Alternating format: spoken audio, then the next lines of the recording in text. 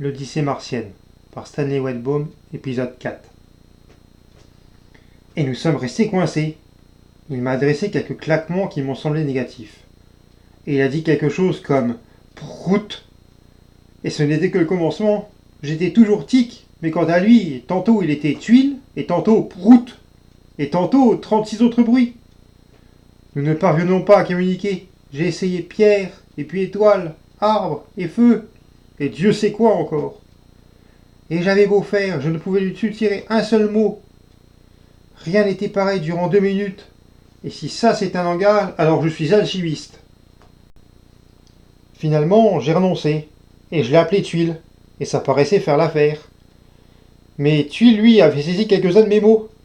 Il en avait retenu 2 ou 3, ce qui est un exploit. Je suppose. Si l'on a l'habitude d'un langage qu'on doit inventer au fur et à mesure.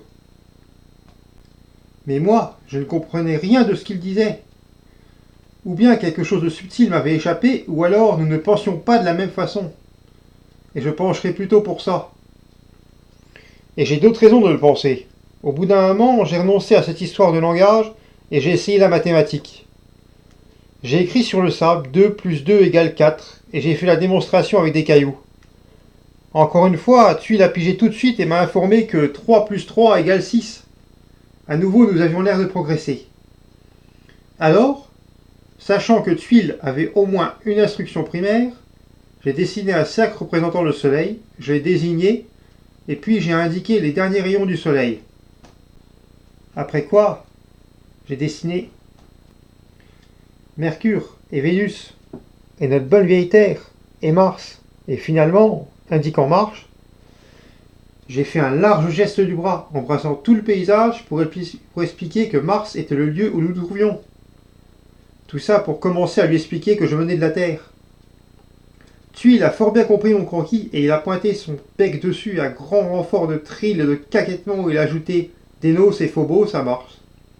Et puis il a dessiné la lune de la Terre. Vous voyez ce que ça prouve? Ça prouve que la race de Tuile utilise des télescopes, qu'elle est civilisée. Pas du tout. La Lune est visible d'ici comme une étoile de 5e grandeur. Ils peuvent suivre sa révolution à l'œil nu. La Lune, oui, mais tu n'as rien compris. Mercure n'est pas visible, elle. Et Tuile connaissait Mercure parce qu'il a placé la Lune à la 3e planète, pas la seconde. S'il avait ignoré Mercure, il aurait placé la Terre en 2e position et Mars en 3e au lieu de la 4e. Tu vois? Quoi qu'il en soit, j'ai continué ma leçon. Tout se passait bien. Et j'avais l'impression que j'allais réussir à m'expliquer.